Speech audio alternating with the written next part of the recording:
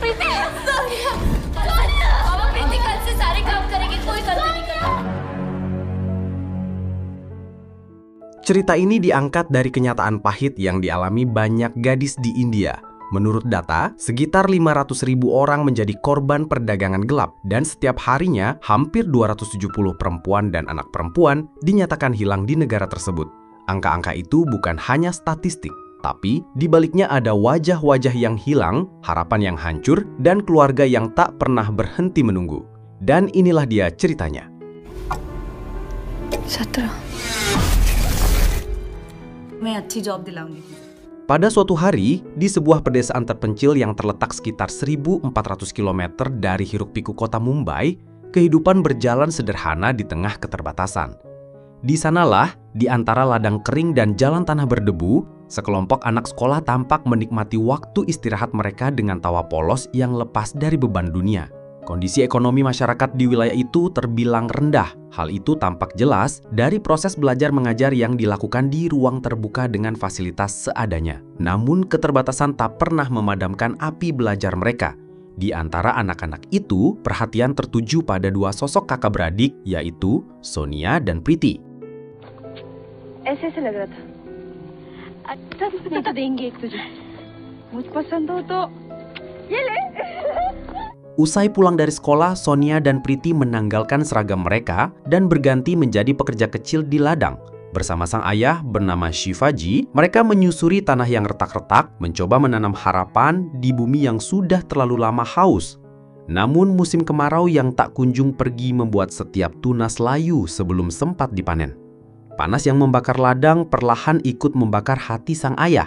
Emosi pun mudah menyala. Dan ketika amarah itu mencari pelampiasan, Preeti sering menjadi sasarannya, dituduh sebagai yang paling malas saat tugas diberikan. Padahal, di balik langkah kecilnya, ia hanya berusaha mengikuti irama kerja dunia yang terasa terlalu berat untuk usianya.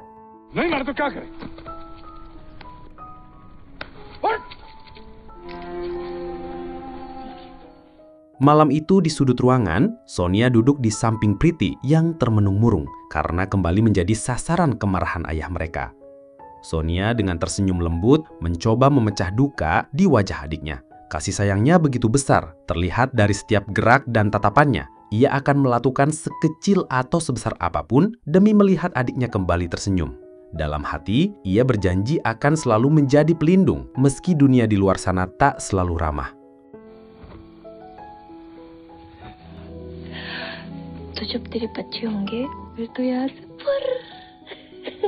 Sonia memiliki seorang sahabat bernama Amar yang diam-diam menaruh hati padanya. Namun ketika ia mengetahui bahwa Preeti, adik yang sangat ia sayangi, juga mencintai Amar, Sonia memilih mundur. Baginya, kebahagiaan sang adik jauh lebih penting daripada perasaan hatinya sendiri. Dalam ketidaktahuan, Amar mengajak Sonia pergi ke warnet yang awalnya sempat ditolak oleh Sonia dengan alasan tak punya uang. Namun Amar hanya tersenyum dan meyakinkannya, berkata bahwa semua biaya akan ia tanggung.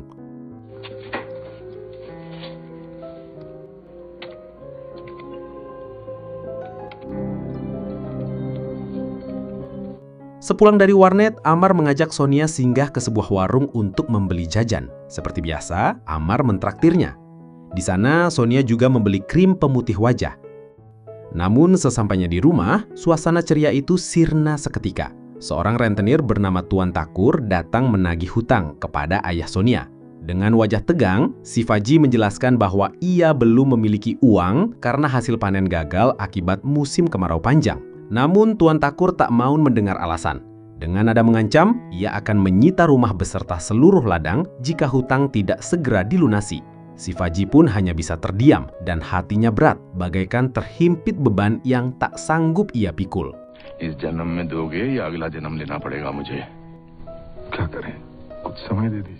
Malam itu, Sonia sedang bersiap mengoleskan krim wajah yang baru saja ia beli siang tadi. Namun sebelum ia sempat memakainya, pintu kamar tiba-tiba dibuka oleh ayahnya. Pandangan sang ayah langsung tertuju pada krim di tangan Sonia. Di tengah pikiran yang masih dilanda hutang, maka ia pun langsung meluapkan amarahnya pada Sonia, menuduhnya boros dan tak tahu diri.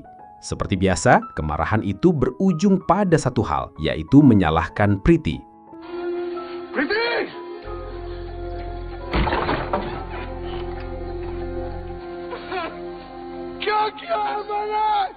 Keesokan paginya, Sonia melihat ayahnya berjalan bersama Priti menuju suatu tempat. Langkah mereka terlihat tergesa, membuat rasa curiga merayap di hati Sonia. Tanpa berpikir panjang, ia memutuskan untuk diam-diam mengikuti mereka. Perjalanan itu membawanya hingga ke sebuah bangunan besar yang ternyata adalah kediaman Tuan Thakur. Dari balik jarak aman, Sonia mengamati dengan seksama. Pemandangan di depannya membuat hatinya berdegup kencang. Ayahnya tampak menyerahkan Priti kepada Tuan Thakur yang terpesona oleh janji pekerjaan yang katanya akan membawa Priti ke Mumbai. Ia mendengar seluruh percakapan itu dari tempat persembunyiannya, namun keberadaannya tak luput dari pengawasan. Seorang anak buah Tuan Thakur memergokinya, lalu tanpa banyak bicara menyeret Sonia ke dalam bangunan megah itu. Di dalam rumah itu, Sonia berusaha sekuat tenaga mempertahankan Priti agar tetap di sisinya.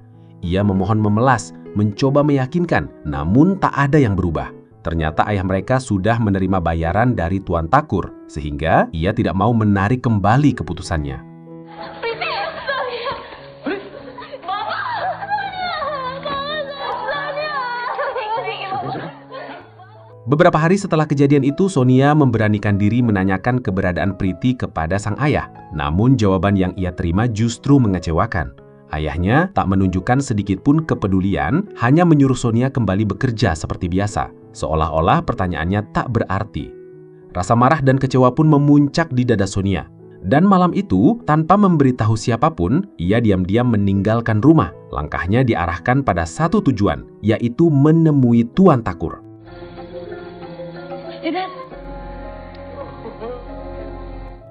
Sesampainya di sana, Sonia memohon kepada Tuan Thakur agar diizinkan pergi ke kota Mumbai dengan harapan dapat bertemu kembali dengan adiknya. Tuan Thakur mendengar lalu mengangguk. Tanpa memberitahu ayah Sonia, ia segera mengatur rencana keberangkatan itu secara diam-diam. वहाँ जाके मैं भी काम कर लूंगी। भेज दूंगा तेरी बहन के पास। चला जाना। Keesokan paginya, Sonia berangkat menuju Mumbai ditemani Anjali, salah satu orang kepercayaan Tuan Thakur. Hingga secara tidak terduga, Sonia berpapasan dengan Amar di tengah jalan. Amar sempat bertanya tentang tujuan mereka, namun Sonia memilih bungkam. Tanpa menjawab sepatah kata pun, ia segera melangkah pergi bersama Anjali. Bus yang mereka tumpangi melaju melewati jalanan panjang hingga tiba-tiba mogok di tengah perjalanan.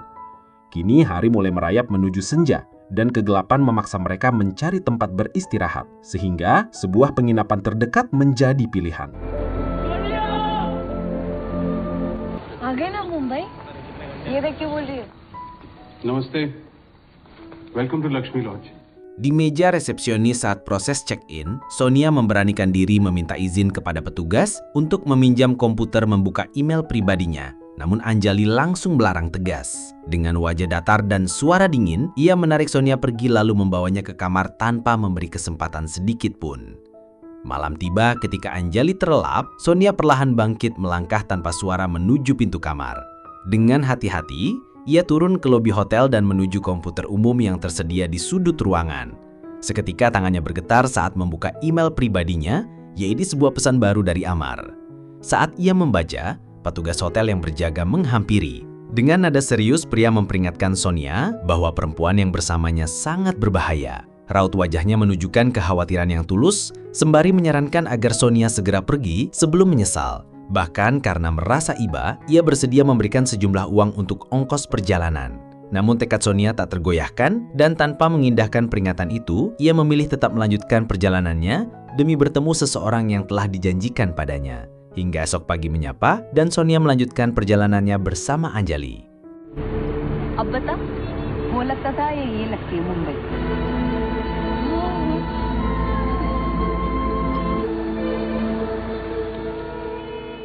Setelah menempuh perjalanan panjang, mereka akhirnya tiba di Mumbai. Sonia disambut oleh seorang pria bertubuh besar bernama Bonti. Namun harapan yang ia bawa sepanjang perjalanan seketika retak. Bukannya bertemu dengan adiknya seperti yang dijanjikan, Sonia justru dibawa oleh Anjali ke sebuah kawasan kumuh yang jauh dari kata layak untuk ditinggali. Begitu memasuki area itu, Sonia terperanjat. Pemandangan di depannya dipenuhi suasana yang tak pantas dan mencurigakan. Bayangan gelap dari dunia yang tak pernah ia bayangkan sebelumnya.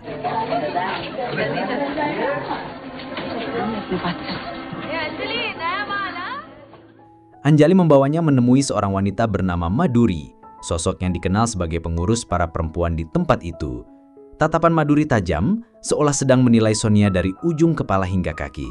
Merasa terancam, Sonia mencoba melarikan diri namun langkahnya tak sempat jauh. Bonti, si pria bertugo kekar, berhasil menangkapnya dan membawanya kembali. Tanpa banyak bicara, ia menyerahkan Sonia kepada Faisal, lelaki yang diketahui sebagai pengelola tempat tersebut. Sonia merasa sangat bingung dan ketakutan. Ia tak tahu apa yang akan menimpanya.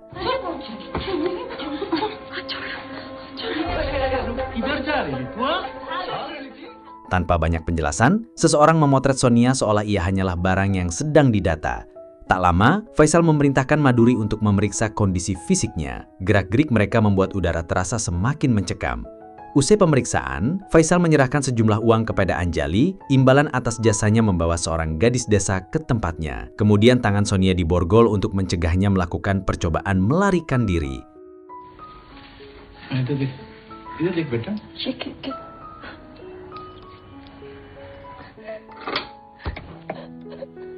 Di sisi lain, Shivaji mendatangi kediaman Tuan Thakur untuk meminta agar Sonia dikembalikan. Namun Tuan Thakur dengan tenang mengaku bahwa ia tidak mengetahui keberadaan gadis itu. Sebagai gantinya, Tuan Thakur menawarkan sejumlah uang kepada Shivaji sebagai bentuk tanggung jawab. Tetapi Shivaji menolak tegas karena yang ia inginkan hanya putrinya kembali. Penolakan itu membuat Tuan Thakur menjadi geram, lalu memberi isyarat kepada pengawalnya untuk mengusir Shivaji keluar dari kediamannya.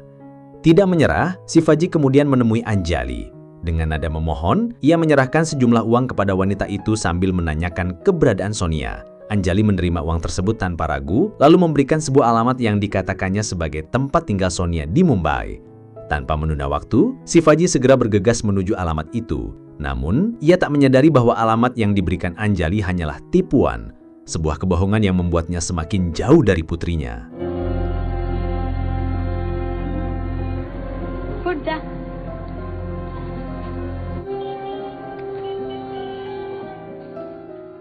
Sementara itu, Sonia yang tengah berada di kamar tiba-tiba kedatangan Maduri. Wanita itu melangkah masuk dengan tatapan tajam dan senyum tipis yang sulit dibaca. Dengan suara pelan namun tegas, Maduri berkata, "Jika kau ingin bertemu dengan Priti, kau harus patuh dan mengikuti semua perintah yang kuberikan." Kata-kata itu bergema di telinga Sonia, membuatnya sadar bahwa kebebasannya kini bergantung pada kepatuhan yang dipaksakan. Di sisi lain, Faisal mulai sibuk menghubungi sejumlah relasinya. Ia menawar-nawarkan Sonia, berharap mendapatkan pembeli yang mau membayar mahal. Karena Sonia masih dianggap baru, Faisal yakin dirinya bisa meraup harga yang sangat tinggi dari penjualannya. Namun entah kenapa, pria itu justru dibuat semakin kesal.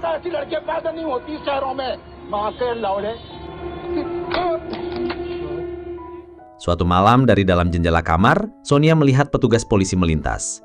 Tanpa pikir panjang, ia segera keluar namun langkahnya sia-sia. Jejak petugas itu hilang di tengah gelapnya malam. Tak ingin menyerah, Sonia terus berjalan tanpa arah berharap menemukan jalan keluar. Tidak lama kemudian sebuah mobil polisi melaju di depannya. Kesempatan itu tak ia sia-siakan. Dengan tergesa-gesa, ia menghentikan mobil tersebut dan menceritakan semua yang telah ia alami. Akan tetapi, harapan itu runtuh seketika lantaran polisi-polisi tersebut ternyata bagian dari jaringan milik Faisal. Karena itu bukannya menolong, mereka justru membawa Sonia kembali ke tempat ia berusaha kabur. Sesampainya di sana, Faisal diliputi amarah. Tanpa banyak bicara, ia mengurung Sonia di dalam kamar sempit. Sebagai bentuk hukuman, ia membawa seekor ular lalu melepaskannya di hadapan Sonia. Sontak saja tubuh Sonia menegang, napasnya memburu, matanya tak lepas dari gerakan reptil itu. Rasa takut yang mencekam membuatnya tertekan sehingga dengan suara bergetar, ia memohon ampun dan berjanji tidak akan mencoba melarikan diri lagi.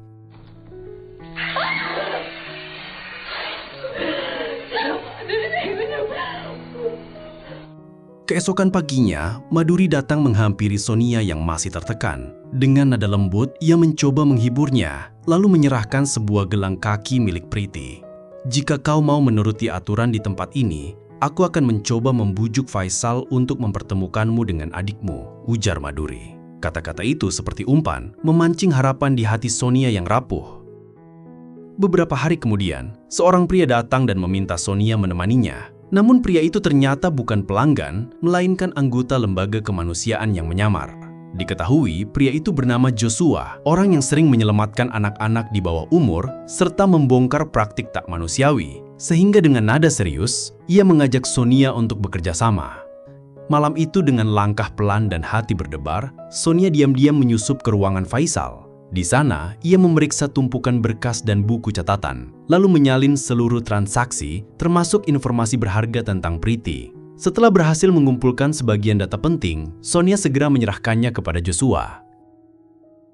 Keesokan harinya, Joshua membawa Sonia untuk bertemu langsung dengan Priti. Hati Sonia berdebar bahagia karena akhirnya ia bisa melihat kembali adik yang selama ini dirindukannya. Namun kebahagiaan itu tak bertahan lama karena saat mereka berada di dalam mobil, Priti tiba-tiba marah. Dengan tatapan penuh kekecewaan, ia menuduh Sonia telah membiarkannya atas perlakuan ayah mereka. Kata-kata itu menusuk hati Sonia, tapi sebelum ia sempat menjelaskan, Priti mengusirnya keluar dari mobil. देख मेरी तरफ देखना। कौन है तू? उतर! निकल गाड़ी से उतर! Hari-hari pun terus berlalu, hingga akhirnya Joshua bersama aparat kepolisian melakukan penggerebekan ke tempat milik Faisal. Di tengah kepanikan itu, Faisal segera memerintahkan Maduri untuk menyembunyikan Sonia dan seorang gadis bernama Asya agar keduanya tidak ditemukan. Joshua dan timnya menyisir setiap ruangan dengan teliti, membuka pintu demi pintu, hingga akhirnya menemukan lokasi persembunyian mereka. Asya segera dibawa keluar dan diselamatkan, namun berbeda dengan Sonia. Entah apa alasannya, ketika namanya dipanggil berulang kali, ia tak kunjung keluar. Sonia justru memilih berdiam diri di dalam ruangan itu, seolah enggan atau tak sanggup melangkah menuju kebebasan yang sudah ada di depan mata.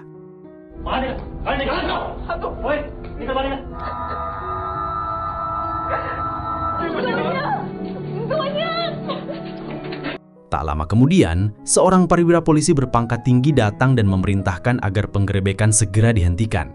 Faisal langsung bereaksi. Dengan nada penuh tantangan, ia mengatakan bahwa bisnis yang dijalankannya selama ini berada di bawah perlindungan pihak berwenang. Ucapannya seperti tamparan bagi tim yang sedang bertugas. Tanpa memberi kesempatan untuk membantah, Faisal mengusir semua orang dari tempat itu dan menghentikan seluruh proses pemeriksaan. Hingga akhirnya, Sonia dan beberapa gadis lainnya dibawa menuju ke kota tujuan berikutnya.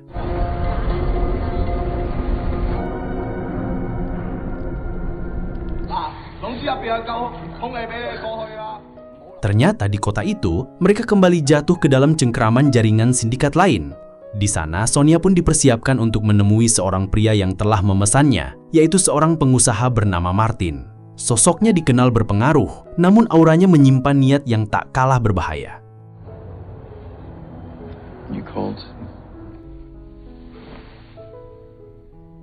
Setelah menyelesaikan apa yang diminta, Sonia diizinkan menggunakan laptop milik Martin. Dengan tangan sedikit gemetar, ia segera membuka email pribadinya. Puluhan pesan menumpuk, dan semuanya dari Amar. Dalam tulisannya, Amar bercerita bagaimana ia telah mencarinya ke berbagai lokasi di Mumbai, namun selalu pulang dengan tangan kosong.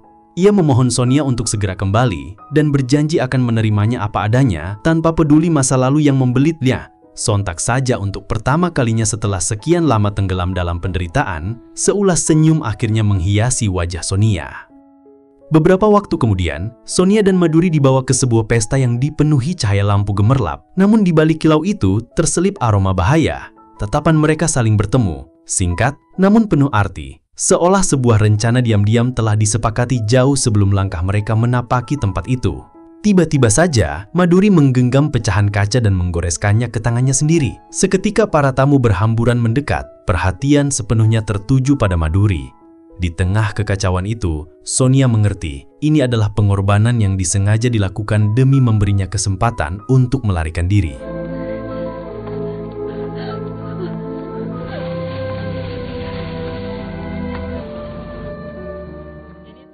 Tanpa mengenal siapapun dan tanpa tahu kemana harus pergi, Sonia melangkah gontai menyusuri jalanan kota yang asing. Wajahnya pucat, matanya kosong, dan langkahnya limbung. Hingga akhirnya seorang perempuan melihat kondisi Sonia lalu memutuskan menolongnya untuk dibawa ke LSM. Di tempat itu, Sonia berkenalan dengan dua perempuan asal dari daerah yang sama bernama Salma dan Kia.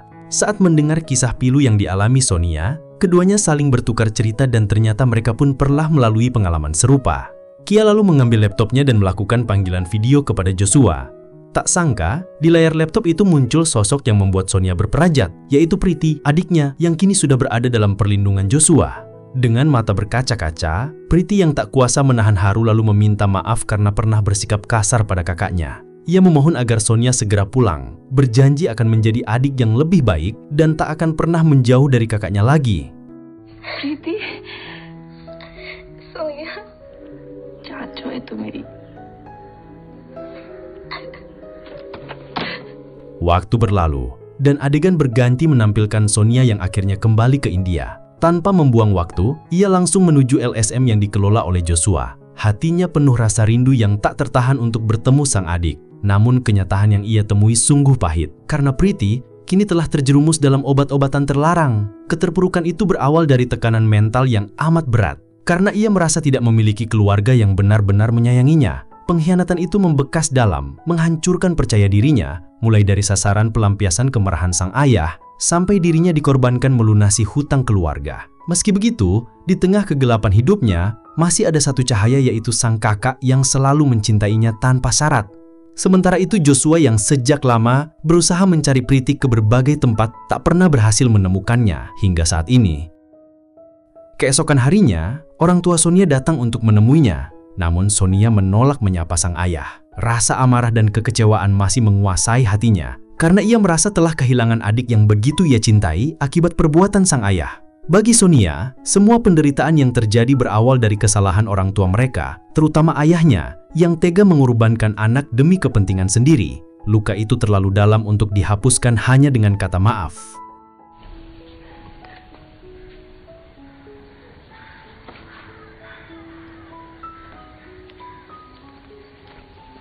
Dengan tekad yang bulat, Sonia memutuskan untuk menetap di LSM tersebut. Ia mengabdikan hidupnya untuk membantu para korban lain yang mengalami nasib serupa, berharap bisa menjadi cahaya bagi mereka yang masih terjebak dalam kegelapan. Meskipun begitu, ada secerah cahaya datang untuk menepati janjinya, yaitu Amar. Ia menemui Sonia dan memilih untuk tetap berada di sisinya, apapun keadaan yang akan mereka hadapi.